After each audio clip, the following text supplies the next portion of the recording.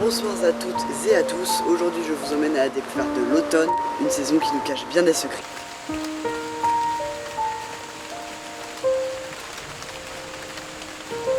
Et quand on parle d'automne, la première chose à laquelle on pense, ce sont souvent les feuilles qui peuvent être de différentes couleurs, à la fois marron, orange, jaune et parfois même rouge. Mais alors pourquoi les feuilles sont-elles de différentes couleurs? En été et au printemps, les feuilles peuvent compter sur le soleil pour la production de chlorophylle. Mais en automne, il y a beaucoup moins de soleil. Donc, ce qui s'explique tout simplement qu'il n'y ait plus les colorants verts dus à la chlorophylle. Et en dessous de ces colorants verts, tout simplement des colorants magenta, rouge ou jaune. Ce qui explique que les feuilles changent de couleur.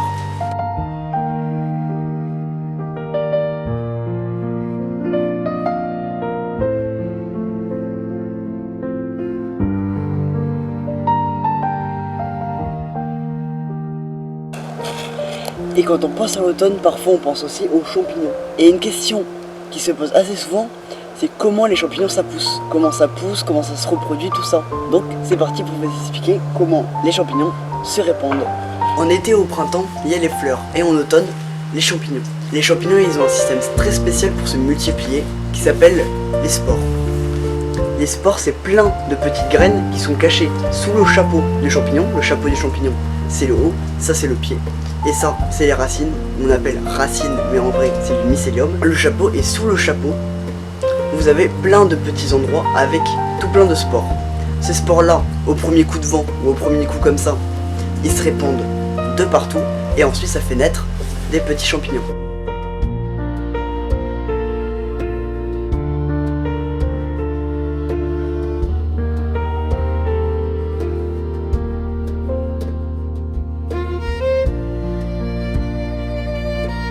Ensuite, parlons du coup du mycélium. Le mycélium, c'est les racines du champignon qui vont permettre de relier le champignon à d'autres champignons et parfois même à des arbres qui font un échange de minéraux et de nutriments entre l'arbre et le champignon.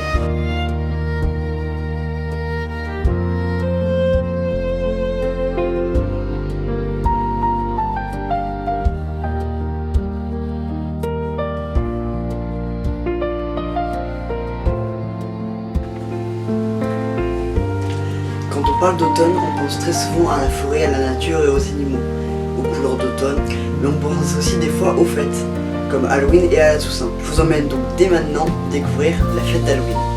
Le 31 octobre, c'est Halloween. Citrouilles, déguisements et bonbons envahissent les rues. Mais savez-vous vraiment d'où vient cette fête? Il y a plus de 2000 ans, les Celtes célébraient la Saint-Main, la fin de l'été et le début de l'hiver. Cette nuit-là, ils croyaient que les esprits des morts revenaient sur Terre, et pour s'en protéger, ils allumaient de grands feux et se déguisaient. Des siècles plus tard, l'église a instauré la Toussaint le 1er novembre. La veille est donc devenue Hallow Eve, puis avec le temps Halloween. En Irlande, une légende raconte l'histoire de Jack O'Lantern, un homme condamné à errer avec une lanterne creusée dans un navet. Et en Amérique, ce navet a été remplacé par la citrouille, symbole que nous connaissons tous aujourd'hui. Aujourd'hui, Halloween est avant tout une fête commerciale avec plus de 350 millions d'euros dépensés rien qu'en France en 2024.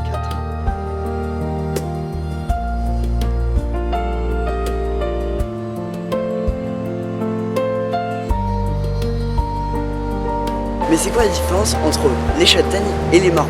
Alors déjà, il y en a un qui est comestible et l'autre qui est toxique. Alors les châtaignes sont des fois appelées aussi marrons, ce qui est un faux nom parce que ça s'appelle les châtaignes vu que ça vient des châtaigniers. Et les marrons viennent des marronniers.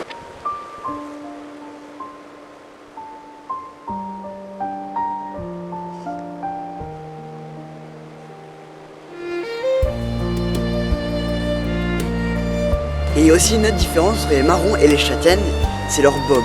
Chez les châtaignes, les bogues sont vraiment avec des petites pointes, toutes petites et toutes fines qui peuvent facilement traverser la peau, contrairement aux marronniers qui ont des pointes beaucoup moins aiguisées et beaucoup moins dangereuses.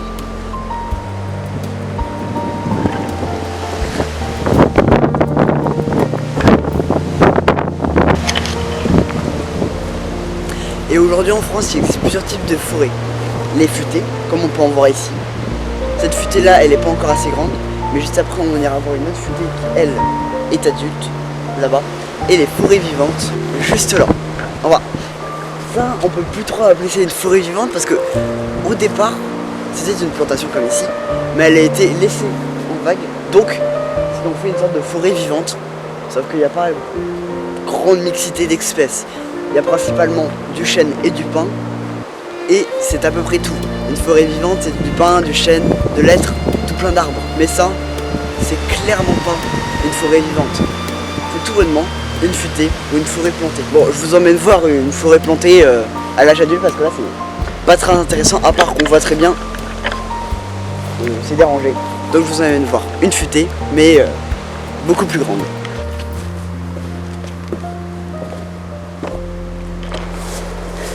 Et ça, c'est une futée, mais à l'âge adulte. Vous voyez très bien les rangées d'arbres, mais bien plus haut.